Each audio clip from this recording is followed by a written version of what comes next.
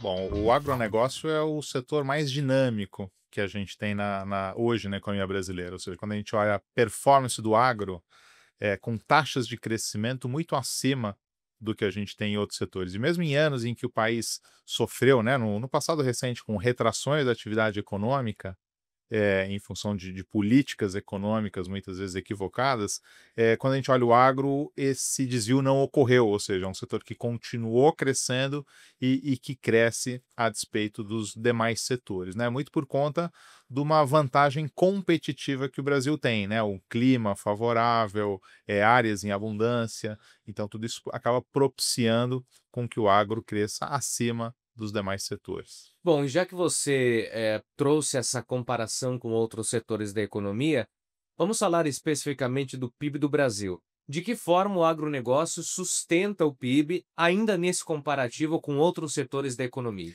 Bom, quando a gente olha o agro dentro do PIB, a gente está olhando somente as áreas primárias, né? Ou seja, somente a questão relacionada, por exemplo, à produção de grãos, né? Qualquer elaboração ou qualquer ganho adicional que você tenha, ou seja, você pega o grão, aí você vai para o farelo, para o óleo, ou para a produção, né, de alimentos especificamente, ou para a produção animal, né, onde os grãos são insumos, né, em termos de alimentação, tudo isso já entra no PIB industrial, né? Ou seja, grande parte do nosso PIB industrial também é movimentado pelo agro. E o agro movimenta também o setor de serviços, né? Por conta de toda a logística em termos de escoamento dessa produção, não só para os centros consumidores, mas para os portos, né? Onde a gente exporta um bom pedaço de tudo aquilo que a agroindústria produz. Então, quando a gente olha os números do PIB e vê o agro puxando a dinâmica da atividade econômica, não é só o agro, né? O agro acaba respingando na indústria, respingando nos serviços e movimentando a economia como um todo. E fazendo aqui um recorte mais específico dentro desse processo econômico, falando sobre geração de empregos. O agro ainda é um grande motor de geração de empregos. Também, né, empregos, a gente tem, claro, o setor de serviços, que acaba sendo muito mais intensivo em mão de obra, né, e aí tanto a indústria quanto o agronegócio têm conseguido, através da inovação, né, do ferramentário, das máquinas, ser um pouco menos dependente, do trabalho mais braçal. Mas ainda assim o agro, não tenha dúvida, é um dos setores que mais emprega no Brasil, e essa dinâmica de crescimento econômico também propicia essa geração de emprego. Quais indicadores econômicos você considera os primordiais, os mais importantes para se medir o desempenho e a saúde do agronegócio no Brasil? Olha, primeiro é o PIB, né? Quando a gente olha o que agrega isso tudo, né? E depois a gente tem, dentro da produção industrial, tudo que tange a alimentação, também do lado de serviços, a gente tem toda a parte de venda no varejo, de supermercados, aonde o agro é quem movimenta tudo isso, né? Porque a gente está falando basicamente de alimentação, né? Então esses são pontos super importantes, que movem não só a atividade econômica, mas são super importantes no sentido de consumo, né, de bem-estar da população, porque a gente sabe a importância que tem a boa alimentação dentro do padrão de vida, do brasileiro. Bom, a próxima pergunta pode parecer óbvia, mas eu gostaria da sua avaliação detalhada sobre esse ponto de vista. O agronegócio, ele é mais forte internamente ou externamente?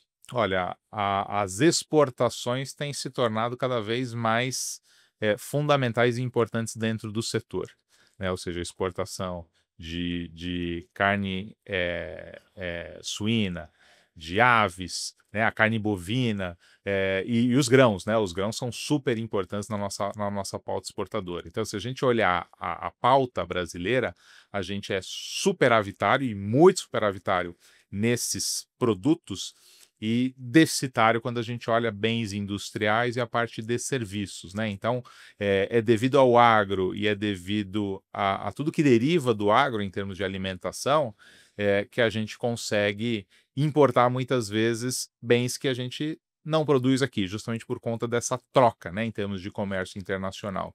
Então, nesse sentido, o agro, ele é super importante para o Brasil, né, como especialização, da gente justamente poder focar mais, né, e fabricar mais aquilo que a gente tem mais capacidade, mais tecnologia embarcada, né, a gente tem a Embrapa, por exemplo, né, com desenvolvimento do setor em termos de pesquisa e desenvolvimento, tudo isso é super importante para aumentar a produtividade e ter o nosso produto, exportado para os demais países. E esse setor externo é cada vez mais pujante, ou seja, o mercado interno é muito importante, o Brasil é um continente, né, então é muito importante o consumo doméstico, mas a exportação, não só de grãos, mas a exportação de alimento processado, tem se tornado cada vez mais importante no Brasil.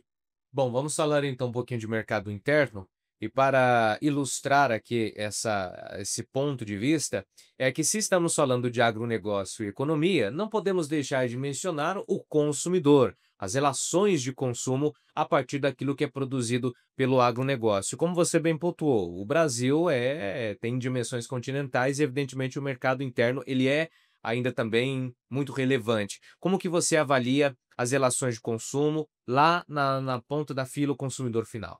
Bom, o consumidor final brasileiro ele é bastante heterogêneo, né? A gente tem uma distribuição de renda bastante desigual, né? Então, se a gente separar o estrado da população entre mais baixa renda, renda média e alta renda, o que que a gente observa?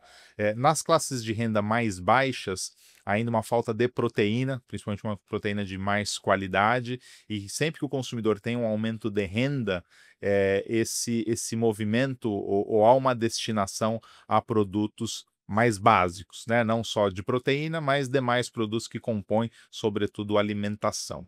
Quando a gente vai para a classe de renda média, um aumento de renda, e agora, por exemplo, essa questão da isenção do imposto de renda pega sobretudo classe de renda média, né? A questão dos R$ 5.000, a gente tem um comportamento aonde a alimentação aumenta, ela é importante, mas é um consumidor que começa a diversificar em termos de qualidade, em termos de marca, né? E quando a gente vai para a classe de renda mais alta, é um consumidor que já está completamente abastecido de tudo que ele quer no que tange alimentação. Então, alterações de renda não causam absolutamente nada em termos de padrão de consumo, né? Então, são esses três perfis que a gente tem.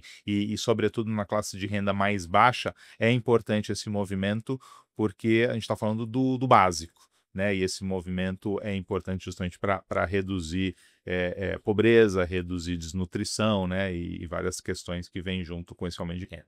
Juan, quais são os reflexos das tarifas e dos impostos nacionais e também internacionais em toda essa cadeia produtiva do Brasil? Bom, a carga tributária no Brasil, ela é muito alta, né, e agora a gente vai ter um sistema que começa a mudar, com a reforma tributária, aonde esses impostos vão ficar um pouco mais aparentes, para o consumidor, né. No que a gente no que tange à exportação, esses produtos obviamente são desonerados, exceção agora a questão das tarifas, do Trump, da economia americana, que limitam, a nossa exportação, não só de carnes, né, então pegou agora o bovino, pega café, mas são mercados em que a nossa pauta exportadora, ela é bastante heterogênea e bastante ampla. Então são mercados que têm conseguido direcionar o produto que ia para Estados Unidos para outros mercados, mas na média o que a gente tem é uma tributação, interna que é elevada, né, para padrões internacionais, e uma exportação que é completamente desonerada em termos de tributação. Que avaliação que você faz da reação do Brasil e também dos grandes grupos produtores logo após o tarifaço do governo norte-americano? Olha, o que a gente tem visto do governo Trump não é uma coisa específica para Brasil, né? Ou seja, o governo Trump tem adotado tarifas, com relação a todos os parceiros comerciais. O Brasil é apenas um dos parceiros comerciais e nem é dos mais relevantes, e nem é um parceiro que obtém ganhos comerciais tão expressivos em termos de superávit, ou seja, o Brasil tem déficit comercial com os Estados Unidos porque importa mais de lá do que exporta. Então a reação do governo brasileiro, até por conta do que tem sido visto em termos de retaliação, né, quando um país retaliou a adoção americana, a gente foi numa escalada em termos de tarifas, isso mostrou que para negociar com o governo Trump não era o ideal. O comportamento do governo brasileiro foi bastante sensato. Não houve retaliação e o governo foi negociando, está negociando ainda, né, porque as tarifas seguem em vigor, criou um canal de diálogo, apesar de perfis ideológicos bastante divergentes, né, vamos dizer assim, do Donald Trump, o presidente americano, e do presidente Lula, mas tem conseguido, né, essa tal química que o presidente Donald Trump comentou entre ele e o Lula, de fato está surgindo efeito, está sendo negociado e queremos, enfim, todos esperam isso, que dentro de alguns dias, algumas semanas, a gente possa ver a revisão dessas tarifas extras, que pegam mais ou menos metade da nossa pauta, tá? A tarifa do Trump, ela não entrou em toda a pauta de exportação para os Estados Unidos, mas ela abrange hoje mais ou menos 50% da nossa pauta exportadora para os Estados Unidos. Juan, você acredita que algum setor do agronegócio tem um potencial ainda a ser explorado para os próximos anos, no sentido de, seja a suinocultura, a avicultura, algum setor específico do agro e que tende a crescer nos próximos anos? Olha, do que eu vi hoje aqui no evento, dos números apresentados, né, e da dinâmica do setor, eu diria que a aposta seria na suinocultura, né? Por quê? Porque o consumo brasileiro ainda é relativamente baixo em termos per capita, o nosso nível de exportação também não é tão alto quando a gente compara com a carne bovina e com a carne de aves, então é um setor que tem tudo para continuar crescendo, ou seja, não só o agronegócio cresce mais do que o PIB como um todo, mas quando a gente olha dentro dos setores do agronegócio, eu não tenho dúvida que a suinocultura é uma cultura que vai continuar crescendo acima das demais, né? Justamente por esse aumento de penetração, seja no mercado doméstico, seja no mercado externo. E saindo de um campo específico e agora falando de forma mais abrangente para finalizarmos a nossa conversa, é possível traçar expectativas muito positivas para o agronegócio brasileiro nos próximos anos?